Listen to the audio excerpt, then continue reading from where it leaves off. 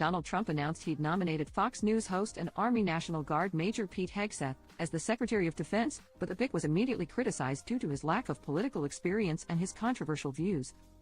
Pete has spent his entire life as a warrior for the troops and for the country, Trump wrote via Truth Social on Tuesday, November 12.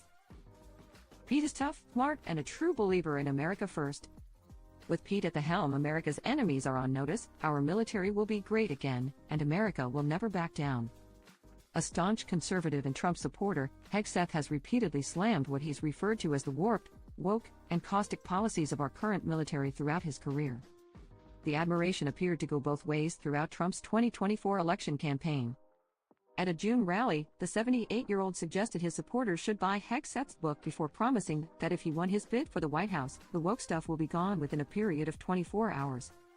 During a recent interview on the Sean Ryan Show podcast, Hegseth also declared the military should not have women in combat roles at all. Everything about men and women serving together makes the situation more complicated, and complication in combat means casualties are worse, he said. It hasn't made us more effective, hasn't made us more lethal, has made fighting more complicated.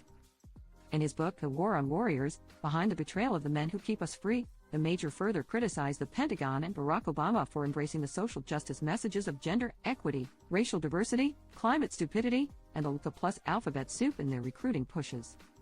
He also claimed he was called an extremist and removed from a security detail at President Joe Biden's inauguration due to several tattoos he had that were said to be connected to white nationalism. The feeling was mutual, he said. I didn't want this army anymore either. As excerpts from his book and past interviews circulated on social media, critics called Hegseth out for his polarizing views.